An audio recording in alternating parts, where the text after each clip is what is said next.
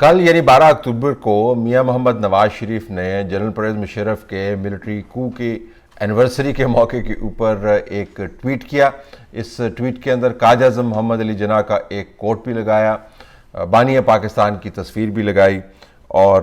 کچھ یہ لکھا، یعنی 72 سال پہلے سٹاف کالج کوئٹہ میں قائد اعظم کی ہدایت پر عمل کیا جاتا تو نہ ہی سقوط ڈھاکہ جیسا المناک سانحہ ہوتا اور نہ ہی 12 اکتوبر 1999 جیسی بغاوت ہوتی اور نہ ہی عوام کے منتخب وزیر اعظم کو گرفتار کرنے کے لیے پرائم منسٹر ہاؤس فتح کیا جاتا۔ اسی لیے ہم کہتے ہیں ووٹ کو عزت دو۔ اب یہ دلچسپ بات ہے کہ قائد اعظم محمد علی جناح اور 1971 سقوط ڈھاکہ اور 1999 کے سائن پوسٹ جو ہیں میاں محمد نواز شریف نے سلیکٹ کیے ہیں اپنے ٹویٹ کو جسٹیفائی کرنے کے لیے، لیکن تاریخ جو ہے وہ جو سلیکٹڈ پورشنز ہیں جو ٹویٹس کے ذریعے آپ کے سامنے لائے جاتے ہیں اس کی مرہون منت نہیں ہے۔ میاں محمد نواز شریف ظاہر ہے آپ کو پوری تاریخ نہیں بتائیں گے، کیونکہ اگر وہ پوری تاریخ بتانے لگے تو پھر سوال بہت بڑا یہ اٹھے گا کہ آیا اس وقت پاکستان جن سیاسی حالات سے نبرد آزما ہے یا جو معاملات پاکستان کے سامنے اس وقت ہیں جس کے اوپر میاں محمد نواز شریف ٹویٹس کے ذریعے ہمیں باور کروا رہے ہیں کہ کتنی بڑی جمہوری سٹرگل وہ کر رہے ہیں، اس کی بنیاد کیا بنی۔ میاں محمد نواز شریف اور ان کی جماعت، ان کے خاندان نے موجودہ حالات کو بنانے میں ایک تلخ تاریخی حقیقت ہے بہت بڑا کردار ادا کیا۔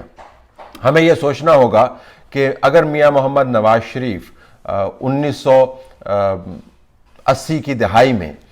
وہ کام نہ کرتے جو ان کے خاندان نے اور انہوں نے کی ہے جنرل ضیاء الحق کے ساتھ مل کر، تو کیا آج پاکستان کے سیاسی حالات مختلف نہ ہوتے؟ ہم یہ نہیں کہتے کہ انہوں نے تمام بگاڑ پیدا کیا ہے، لیکن ہم یہ بھی نہیں کہتے کہ انہوں نے اپنا حصہ نہیں ڈالا۔ جب جنرل ضیاء الحق کے ساتھ مل کر وہ بطور فائنانس منسٹر اور ایک مقامی سیاسی لیڈر کی طرح تمام معاملات طے کر رہے تھے تو اس وقت کے حالات کچھ اس سے زیادہ مختلف نہیں تھے جو آپ کو آج کل پنجاب کے اندر بزدار صاحب کے نیچے نظر آتے ہیں، بلکہ اس سے شاید کہیں زیادہ گمبھیر ہی تھے، کیونکہ ابھی تو فی الحال بزدار صاحب نے ایک بناوٹ قائم کی ہوئی ہے کہ وہ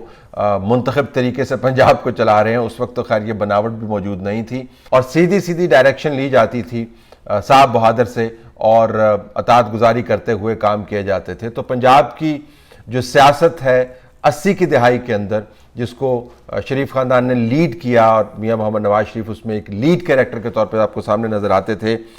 اس نے پنجاب کی سیاست کے اندر بہت سے وہ بگاڑ پیدا کیے جس کا خمیازہ آج ہم بھگت رہے ہیں اور جس کا خمیازہ آج شریف خاندان خود بھی بھگت رہا ہے۔ معاملہ صرف پنجاب کی سیاست کا نہیں ہے۔ اگر آپ انتخابات کا وہ عمل دیکھیں جس کے اوپر اب تمام پی ڈی ایم کی جماعتیں اکٹھی ہوئی ہیں تو اس کے اندر بھی آپ کو نواز شریف اور ان کا خاندان، ان کی سیاست کا جو طرز تھا وہ بہت بڑا حصہ ڈالتا ہوا نظر آتا ہے۔ ہمیں یاد ہے کیونکہ ہم ان دنوں بطور اسٹوڈنٹ اور بطور نئے صحافی کے یہ معاملات کور کیا کرتے تھے،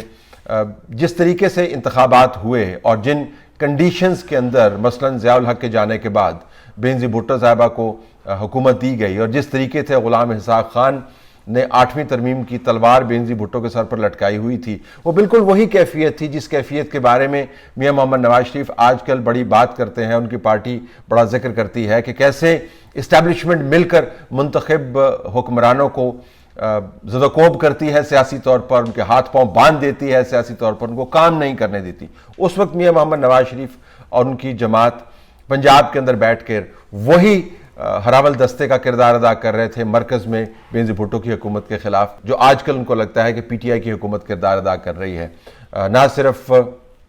اس وقت کے لیڈران کے اوپر تہمتیں لگانا بلکہ غداری کے جو سرٹیفکیٹ جو آج خاقان عباسی صاحب نے بات کی کہ اب صرف نیب کے مقدمات نہیں بنتے، غداری کے سرٹیفکیٹ بھی بانٹے جاتے ہیں اور غداری کے مقدمات بھی بنتے ہیں، تو یہ نئی بات نہیں ہے۔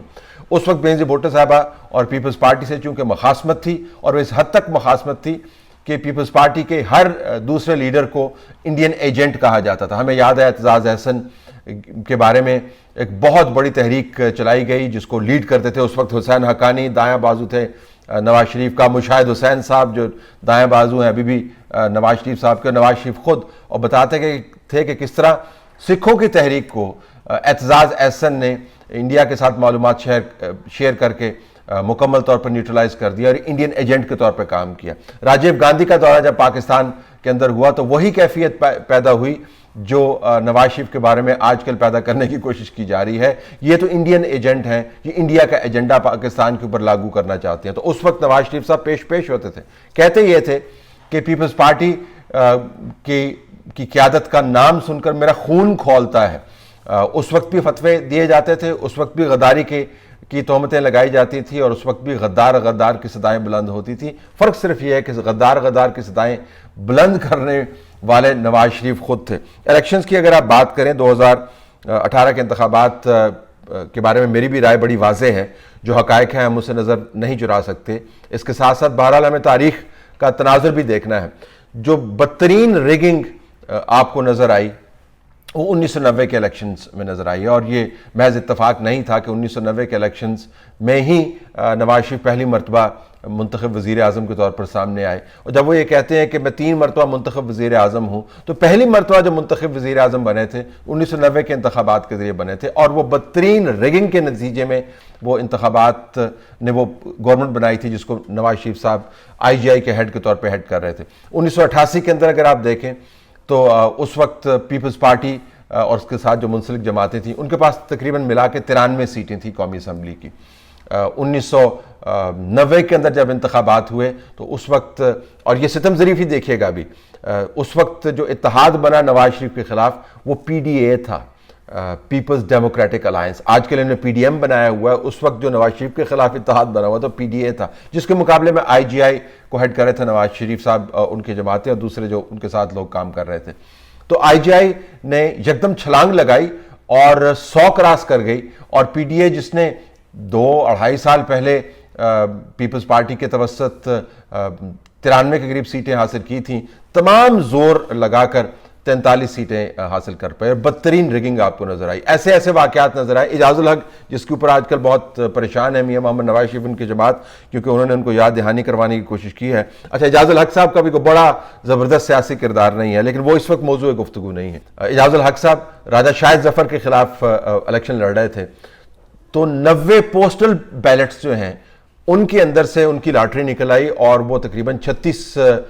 ووٹوں کی برتری سے راجہ شاہد ظفر سے الیکشن جیت گئے. تو پوسٹل بیلٹس کو استعمال کیا گیا, بدترین ریگنگ کی گئی, پکڑ دھکڑ کی گئی, اور الیکشن کو باقاعدہ خرید لیا گیا. 1990 کا الیکشن جس کے نتیجے میں میاں محمد نواز شریف پہلی مرتبہ پرائم منسٹر بنے تھے,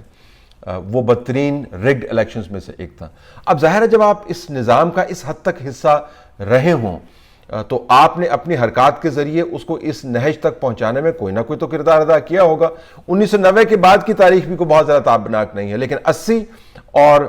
90 تک جو کام کیے گئے, جو گرہیں ہاتھ سے لگائی گئیں, آج دانتوں سے بھی نہیں کھل پا رہی. تو یاد دہانی کا مقصد یہ نہیں ہے کہ ہم یہ بتانا چاہتے ہیں کہ نواز شریف کے پاس کوئی مورل گراؤنڈ اس وقت نہیں ہے بات کرنے کا. مورل گراؤنڈ کے پاس یہ ہے کہ وہ تاریخ کے سیدھے ہاتھ کے اوپر آج آ کے کھڑے ہو گئے ہیں. یہ وہی سیدھا ہاتھ ہے جس کے بالکل مخالف وہ کھڑے ہوا کرتے تھے. وہی الزامات جو بینظیر بھٹو ان کی جماعت کے اوپر غداری کے لگائے جاتے تھے, اسی کا ان کو بھی سامنا ہے. وہی ریگڈ الیکشنز جن کے ذریعے ان کی جماعت اور وہ خود پرائم منسٹر بنے, انہی ریگڈ الیکشنز کے حوالے سے وہ بات کرتے ہیں کہ موجودہ حکومت جو ہے وہ سامنے آئی. وہی جرنیل تھے جن کے ساتھ جوڑ توڑ کر کے اپوننٹس کو وہ لتاڑا کرتے تھے, انہی جرنیلوں کی وہ آج بات کرتے ہیں کہ وہ نظام کے اوپر حاوی ہو گئے ہیں. بتانے کا مقصد یہ ہے کہ میاں محمد نواز شریف کی بات کو اس وجہ سے نہیں سننا چاہیے کہ وہ قائد اعظم کو کوٹ کر رہے ہیں یا ہسٹری کو سلیکٹیولی کوٹ کر رہے ہیں. ان کو میرے خیال میں خود بھی سوچنا چاہیے اور قوم سے واضح انداز سے شفافیت کے صدقے بات کرنی چاہیے. بتانا چاہیے کہ انہوں نے کس کس جگہ پر ریگڈ الیکشنز کے ذریعے اپنا سیاسی کیریئر بنایا. بتانا چاہیے کہ کہاں کہاں پر جوڑ توڑ کے ذریعے سیاسی الائنسز بنائی گئی. بتانا چاہیے کہاں سے پیسہ لگا اور دھندے کے ذریعے لوگوں کو نکال باہر کیا گیا اور طاقت کے توازن کو تبدیل کیا گیا. اگر وہ نہیں بھی بتائیں گے تو جو موجودہ ان کا بیانیہ ہے پاکستان کی سیاست کے بارے میں, اس کو اس وجہ سے سنجیدگی سے لینا چاہیے کہ وہ اس تمام عمل میں سے گزر چکے ہیں, وہ اس تمام عمل کا حصہ رہے ہیں. لہذا جب وہ یہ بات کرتے ہیں کہ آپ نے یہ نہیں کرنا, تو آپ کو اس وجہ سے سنجیدگی سے لینا چاہیے کیونکہ ایک تجربہ کار شخص جو بات کر رہا ہے وہ سارے عمل کا حصہ رہ چکا ہے. اب جو 1980 کے اندر پاکستان مسلم لیگ نے, اور اس وقت نون نہیں ہوتی تھی, پاکستان مسلم لیگ نے اور دوسری جماعتوں نے مل کر پاکستان کے سیاسی نظام کے ساتھ کیا, وہ جو فصل اس وقت بوئی گئی تھی, اب 40 سال کے بعد وہ فصل ہم اس وقت کاٹ رہے ہیں۔ لہذا اس وجہ سے بھی اس بیانیے کو سنجیدگی سے لینا چاہیے کہ اگر آج بھی ہم یہ حرکتیں کرتے رہے تو اگلے 40 سال بھی یہی ہوتا رہے گا۔ لہذا تاریخ سے سیکھنا چاہیے، تاریخی حقائق کو مسخ نہیں کرنا چاہیے۔ سلیکٹیو یوز آف ہسٹری جو ہے سب لوگ کرتے ہیں، لیکن اتنی سلیکٹیو بھی نہیں کریں کہ بڑے بڑے جو حصے ہیں، دہائیاں جو ہیں جس کے اندر آپ نے خود بڑے نمایاں کارنامے سر انجام دیے، جس کا خمیازہ آپ خود بھی بھگت رہے ہیں اور ملک بھی بھگت رہا ہے، ان کو آپ حذف کر دیں۔ اور ویسے میں آپ کو یہ بھی بتا دوں کہ اگر پاناما نہ ہوا ہوتا اور میاں نواز شریف کو نہ نکالا گیا ہوتا تو آج بھی وہ ووٹ کو عزت دینے والا جو نعرہ ہے وہ بلند نہیں کر رہے ہوتے۔ ووٹ کو عزت دینے کا معاملہ اس وقت سامنے آیا ہے جب ذاتی بے عزتی شروع ہو گئی تھی، جب عوام کی بے عزتی ہو رہی تھی، جب ووٹ کی بے عزتی ہو رہی تھی، جب مینڈیٹ کی توہین ہو رہی تھی، جب جوڑ توڑ کر رہے تھے، تب ووٹ کی عزت بھی یاد نہیں تھی۔ اندر خانے کا بھی کبھار بات کیا کرتے تھے لیکن پھر بھی کھل کے نہیں بولتے تھے۔ اچھا ہوا کہ سبق سیکھ لیا، لیکن سبق سیکھنے کے ساتھ تاریخ کی وہ کتابیں بھی پڑھیں جس کے اندر درج ہے کہ 80 سے لے کر آج تک کس کس جماعت نے کیا کیا کھاتا کھولا اور اس کھاتے کے اندر کیا کیا لکھا ہوا ہے، اور اس کھاتے کے صدقے یا اس کھاتے کے توسط یا اس کھاتے کی وجہ سے ملک کی حالت زار کیا ہے۔ اگر آپ ایسا کریں گے تو زیادہ معتبر ہو جائیں گے، لیکن مجھے نہیں لگتا کہ ایسا کبھی ہوگا۔ کوئی بھی آج کل اپنے گریبان کے اندر جھانک کر نہیں بتاتا کہ اس نے کیا وہ ایسے کام کیے ہیں جس کی وجہ سے پاکستان اس نہج پر کھڑا ہے کہ جمہوریت غیر فعال ہے، جو نیم مارشل لائی کیفیت ہے اس سے ملک کا بھلا نہیں ہو رہا، جو معاشی کیفیت ہے وہ بدتر سے ابتر ہو رہی ہے، اور کسی قسم کی کوئی ڈائریکشن آپ کو کلیئر نظر نہیں آتی۔ بہرحال تاریخ ہمیں یہی سکھاتی ہے کہ ہمیں تاریخ سے سیکھنا چاہیے، لیکن یہ بھی ہمیں بتاتی ہے کہ ہم نے کبھی تاریخ سے سیکھا نہیں ہے۔